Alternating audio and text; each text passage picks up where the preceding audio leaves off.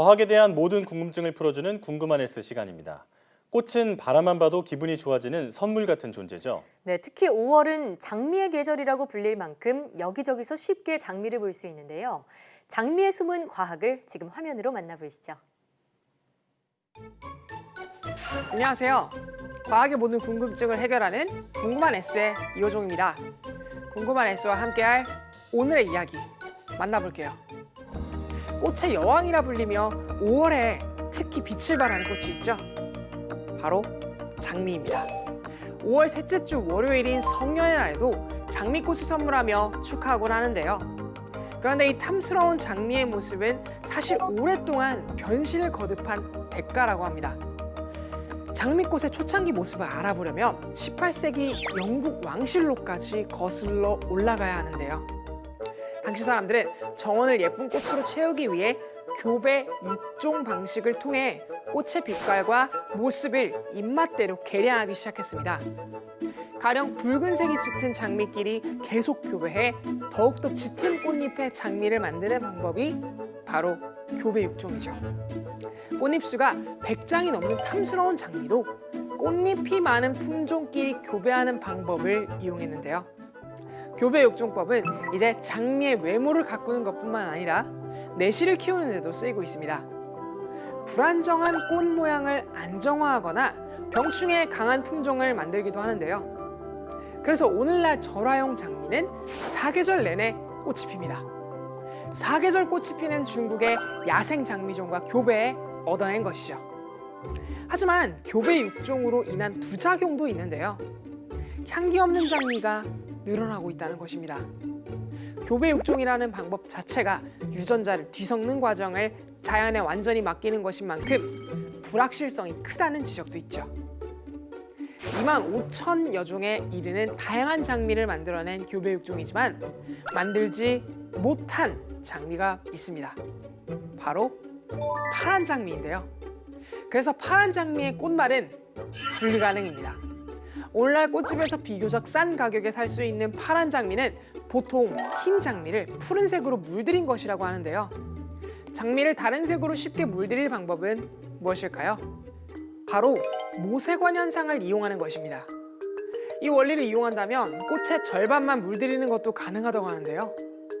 먼저 꽃의 줄기를 2분의 1만큼 반으로 잘라줍니다.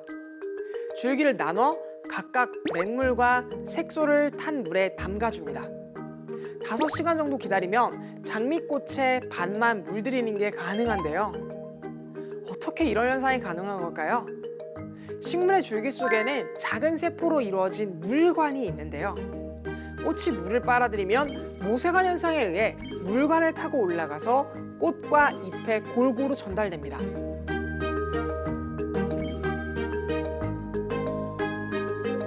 줄기를 반으로 나누면 꽃잎까지 한 줄로 연결된 물관으로만 물이 올라가기 때문에 색소를 빨아들여 꽃잎만 물들일 수 있다고 합니다. 정말 신기하죠? 그렇다면 색소가 아닌 완전한 파란 장미를 만들지 못하는 이유는 무엇일까요? 이유는 비교적 간단한데요. 파란 색소를 만들 수 있는 유전자가 전 세계 장미를 통틀어도 존재하지 않기 때문이죠. 파란 색소인 델피니딘이 조금이라도 함유돼 있다면 비록 꽃의 색깔이 붉은색이라고 해도 교배를 거듭함으로써 델피니딘을 많이 함유하는 계통을 얻을 수 있었는데요. 하지만 장미처럼 전혀 델피니딘이 없는 경우에는 교배를 반복해도 파란 장미를 만든다는 것은 기대할 수 없습니다. 또한 파란 색소를 이루는 효소 중에 플라보노이드 3와 하이드록시라제 5가 있는데 장미는 아쉽게도 이러한 요소들을 갖고 있지 않다고 합니다. 그래서 파란색 색소인 델피니딘 합성이 불가능한 것이죠.